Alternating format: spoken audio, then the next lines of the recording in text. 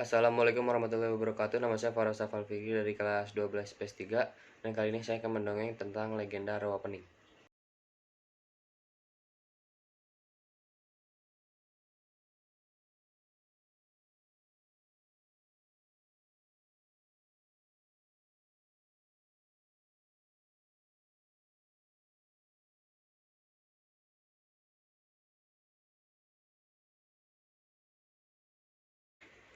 Dahulu, di lembah antara Gunung Merbabu dan Telomonyo, terdapat sebuah desa bernama Ngasem.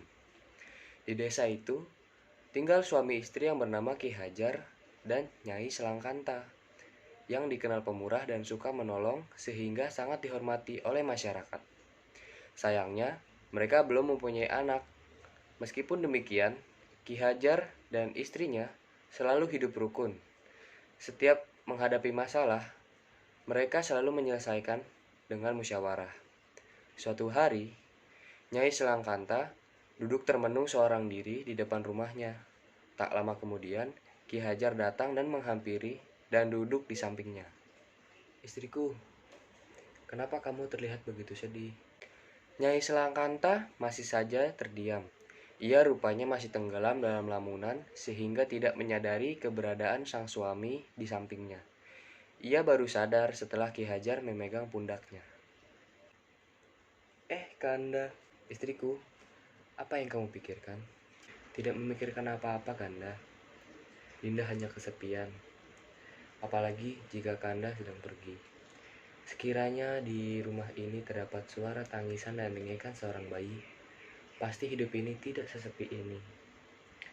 Sejujurnya, Kanda, Dinda ingin memiliki seorang anak, dan Dinda ingin membesarkan dan merawatnya dengan penuh kasih sayang." "Sudahlah, Dinda. Barangkali ini memang belum waktunya kita memiliki anak. Yang terpenting, kita harus tetap berusaha dan berdoa kepada Yang Maha Kuasa." "Iya, Kanda." "Baiklah, Dinda. Jika Dinda sangat menginginkan sekali mempunyai anak, maka izinkanlah Kanda untuk bertapa, untuk berdoa kepada Yang Maha Kuasa." Nyai Selangkanta pun memenuhi keinginan suaminya. Meskipun berat untuk berpisah, keesokan harinya, berangkatlah Ki Hajar ke lereng Gunung Telomonyo. Tinggallah kini Nyai Selangkanta seorang diri dengan hati semakin sepi. Berminggu-minggu, bahkan sudah berbulan-bulan Nyai Selangkanta menunggu. Namun sang suami belum juga kembali dari pertapaannya. Hati wanita itu pun mulai diselimuti perasaan cemas kalau-kalau terjadi sesuatu pada suaminya. Suatu hari, Nyai Selangkanta merasa mual dan kemudian muntah-muntah. Ia pun berpikir bahwa dirinya sedang hamil. "Ada apa dengan diriku ini? Apakah aku sedang hamil?" Ternyata dugaannya itu benar. Semakin hari perutnya semakin membesar. "Perutku sudah semakin membesar, tapi Kanda belum juga pulang. Apa yang terjadi kepada Kanda?" Setelah tiba saatnya, ia pun melahirkan. Namun, alangkah terkejutnya ia karena anak yang dilahirkan itu bukanlah anak manusia, melainkan seekor naga. Ia menamai anak itu Baru Klinting. Nama ini diambil dari nama tombak milik suaminya yang bernama Baru Klinting.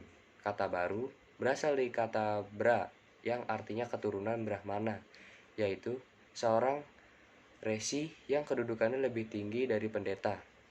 Sementara kata Klinting berarti lonceng. Ajaibnya, meskipun berwujud naga, Baru Klinting dapat berbicara seperti manusia. Nyai Selakanta pun terheran-heran bercampur haru melihat keajaiban itu. Namun, di sisi lain, ia juga sedikit merasa kecewa sebab betapa malunya ia jika warga mengetahui bahwa dirinya melahirkan seekor naga. Untuk menutupi hal tersebut, ia pun berniat untuk mengasingkan Baru Klinting ke Bukit Tugur. Tapi sebelumnya, ia harus merawatnya terlebih dahulu hingga besar agar dapat menempuh perjalanan menuju lereng Gunung Telomonyo yang jaraknya cukup jauh. Tentu saja, Nyai Selakanta merawat Baru Klinting dengan sembunyi-sembunyi tanpa sepengetahuan warga. Waktu terus berjalan. Baru Klinting pun tumbuh menjadi remaja. Suatu hari, anak itu bertanya kepada ibunya, "Ibu, apakah aku memiliki seorang ayah?" Nyai Selangkanta tersentak kaget. Ia benar-benar tidak pernah menduga pertanyaan itu keluar dari mulut anaknya. Namun, hal itu telah menyadarkan dirinya bahwa sudah saatnya Baru Kelinting mengetahui siapa ayahnya. Iya anakku, ayahmu bernama Ki Hajar. Sekarang, ia sedang bertapa di lereng Gunung Telomonyo. Pergilah temui dia dan katakan kepadanya bahwa kamu adalah putranya. Tapi Bu, apakah ayah mau mempercayaiku dengan tubuhku yang seperti ini? Jangan khawatir anakku, bawalah pusaka tombak ini, pusaka tombak Baru Kelinting, dan serahkan kepada ayahmu, dan ayahmu akan mengakuimu sebagai anaknya.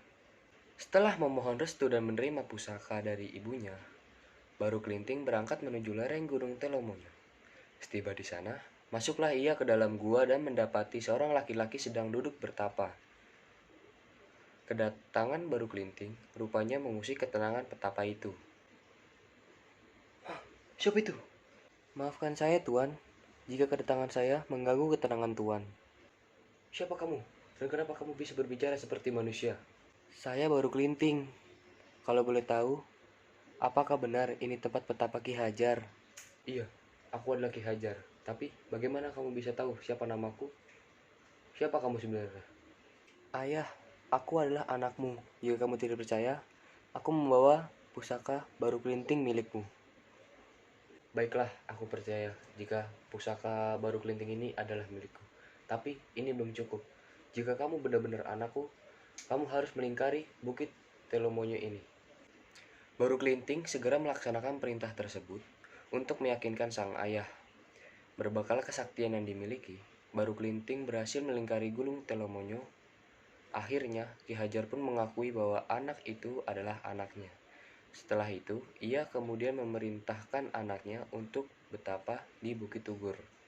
Pergilah bertapa ke Bukit Tugur, dan suatu saat kelak, tubuhmu akan berubah menjadi manusia. Baik ayahku. Sementara itu, tersebutlah sebuah desa bernama Patok. Desa ini sangat makmur, namun sayang penduduk desa ini sangat angkuh. Sehingga suatu ketika, penduduk desa Patok bermaksud mengadakan meti dusun atau bersih desa, yaitu pesta sedekah bumi setelah panen. Untuk memeriahkan pesta, akan digelar berbagai pertunjukan seni dan tari.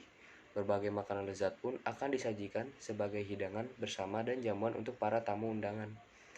Untuk itulah, para warga beramai-ramai berburu binatang di Bukit Tugur. Sudah hampir seharian mereka berburu, namun belum satupun binatang yang tertangkap. Ketika hendak kembali ke desa, tiba-tiba mereka melihat seekor naga sedang bertapa. Naga ini tak lain adalah seorang Baru Kelinting. Mereka pun beramai-ramai menangkap dan memotong-motong daging naga itu, lalu membawanya pulang. Setiba di desa, daging itu mereka masak untuk dijadikan hidangan dalam pesta. Ketika para warga sedang asyik berpesta, datanglah seorang anak laki-laki yang tubuhnya penuh dengan luka, sehingga menimbulkan bau amis. Rupanya, anak laki-laki ini adalah jelmaan dari Baru Kelinting. Oleh karena lapar, Baru Kelinting pun ikut bergabung dalam keramaian itu. Saat ia meminta makan kepada warga, tak satupun yang mau memberikan makanannya. Mereka justru memaki-maki, bahkan mengusirnya. Permisi Bapak, apakah saya boleh meminta sedikit makanan? Perut saya sangat lapar sekali. Dasar kamu pengemis, cepat pergi dari sini. Aku tidak tahan dengan baumu, baumu amis sekali. Sungguh malang nasib Baru Kelinting. Dengan perut keroncongan, ia pun berjalan sempoyongan hendak meninggalkan desa. Di tengah perjalanan, ia bertemu dengan seorang janda tua bernama Nyi Latung. Hai anak muda, kenapa kamu tidak ikut berpesta? Semua orang menolak kehadiranku, Nek. Mereka jijik melihat tubuhku, padahal aku ini sangat lapar. Kalau begitu, kamu makan saja di rumah nenek. Terima kasih, Nek. Ternyata masih ada orang baik di desa ini. Iya, cucuku. Warga di sana memang memiliki sifat angkuh. Mereka juga mengusir nenek dari pesta karena mereka jijik melihat nenek. Kalau begitu, mereka harus diberi pelajaran, Nek. Jika nanti nenek mendengar suara gemuruh, nenek cepat-cepat siapkan lesung kayu. Baru Kelinting kembali ke pesta dengan membawa sebatang lidi. Setiba di tengah keramaian, ia menancapkan lidi itu di tanah. Wahai kalian semua, jika kalian merasa hebat, cobalah cabut lidi yang kutancapkan ini. Merasa diremehkan, warga pun beramai-ramai hendak mencabut lidi itu. Mula-mula, para anak kecil disuruh mencabutnya, tetapi tidak seorang pun yang berhasil. Ketika giliran para kaum perempuan, semuanya juga tetap gagal. Kaum laki-laki yang dianggap kuat pun maju satu persatu, namun tak ada seorang pun dari mereka yang berhasil mencabut lidi tersebut. Cabut lidi begini saja, gampang. Biar aku yang mencabut. Susah sekali. Kalian semua payah. Mencabut lidi begini saja kalian tidak bisa. Sekarang lihat aku. Baru Kelinting segera mencabut lidi itu. Karena kesaktiannya, ia pun mampu mencabut lidi itu dengan mudahnya. Begitu lidi tercabut, suara gemuruh pun menggetarkan seluruh isi desa. Beberapa saat kemudian, air menyembur keluar dari bekas tancapan lidi itu. Semakin lama semburan air semakin besar sehingga terjadilah banjir besar. Semua penduduk Kalang Kabut hendak menyelamatkan diri, namun usaha mereka sudah terlambat karena banjir telah menenggelamkan mereka. Seketika, desa itu pun berubah menjadi rawa atau danau, yang kini dikenal dengan Rawa Pening. Sementara itu, usai mencabut lidi, baru Kelinting segera berlari menemui Nyi Latung yang sudah menunggu di atas lesung yang berfungsi sebagai perahu. Maka selamatlah ia bersama nenek itu. Setelah peristiwa itu, baru Kelinting kembali menjadi anak naga untuk menjaga Rawa Pening. Selesai.